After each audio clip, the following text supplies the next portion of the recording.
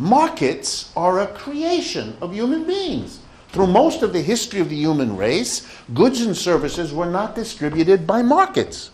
It's a relatively infrequent institution for distribution. Even today, all kinds of limits and institutions exist, arrangements exist, where goods and services are distributed from person A to person B, from the producer to the consumer, but not by means of a market. And by market, I mean a kind of quid pro quo. I'll give you 3 of these oranges, you give me 2 shirts. I'll give you 4 pieces of dollar, and you give me a hamburger. That's a market way of distributing. I'm not going to give you the hamburger. That is, I'm the hamburger maker. I'm not going to distribute it to you, the hamburger consumer, unless you give me something in return that satisfies me. That's a market arrangement. And you really kind of all know that we don't like markets in all kinds of situations. We don't create a market. We, in fact, block a market when we don't like it. There's nothing magical. Let me give you examples. I can see from your faces. I need to. So the one I like most, I'll start with, is the example, because it's the month of November. It's the example of the Thanksgiving dinner. You gather with your grandma and your mother, and you sit around the table, and mother, because I'm talking about a traditional family, has been slaving over the stove all day making the turkey, stuffing it and glazing it and all the things you do with a turkey. And now, having made the turkey, she gathers the family, and an interesting act occurs. The turkey, made by the producer, Mama, is going to be distributed to all the members of the family. Here's something Mama is not going to do. Charge you for it. It's very important. You're not going to distribute the turkey by means of a market exchange. You're not. And similarly, at the end of the meal, when everyone has eaten too much, that's part of the tradition, of course, everyone's kind of ill, too much tryptophan, if you know the chemical that's actually in that bird. And then Mama, in a moment perhaps of weakness, reaches across the table and says to you, because you're a nice young person, would you please take out the trash that we've accumulated during the meal? But you, having just come back from college and your economics course, where you learned about the efficiency of a market, you're quick to answer, sure, Ma, $4. Because you're going to distribute to her the service of removing the garbage, and you want that this service be distributed to a person who has the money to make the quid pro quo market exchange. But surprised by this, your father, having witnessed this, reaches across the table and smacks you in the face. And then he gives you a very profound lesson in economics. And here's how it goes.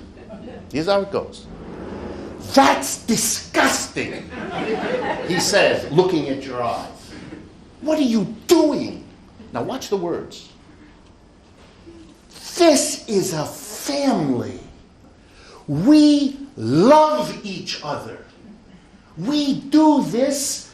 Mama made the turkey. She passed it to you. She asks you to help. We love each other. We want to help each other. Mama wanted to make the turkey. You should want to help out with the garbage. If we actually related to one another by paying each other quid pro quo for the job, that wouldn't be a loving relationship. That would be disgusting. Imagine if that philosophy operated outside the house too. Think a minute. If there's a contradiction between love and markets, what an idea. Whoa. Just imagine where that could go. And you know all the other exceptions too, right? There's nothing absolute about a market. We declare markets in certain things utterly illegal. If I walk up to one of you and suggest certain intimate acts together, and you say to me, fine, $12, we got a problem. That's illegal. That's a market exchange. No, mustn't do. And the argument is the same. The argument in our culture is sex between us should be a matter of love, desire, affection, but it should not be a financial transaction, a market. That is, you go to jail for that. Not everywhere. And those people who insist on engaging in that have to hide it, have to keep it away, because they can get into a lot. We forbid market transactions in sex, in drugs, in a whole lot of transactions. Wow. Here's another one to think about. A corporation needs a law. It goes to the people who make laws, our congressmen and women.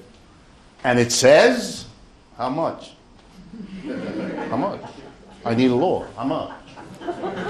If the congressman and woman says $15,000, they go to jail if they're caught. That's an illegal market transaction. We require them to go into enormous contortions to get this transaction done in such a way that there's no record of there having been the transaction that there was. What a strange arrangement. What a strange arrangement. So we don't allow we don't believe markets are some magical institution. But here's the best part. Even where we let markets go, let's remember what a market is. A market is not what is taught in the university. It's not about supply and demand. Markets do not supply what people demand. They supply what people can afford. That's a very different thing. We can easily here come up with the demands we think a society like ours has for goods and services to be produced. That's not what is in being produced. It's not what's going to be produced.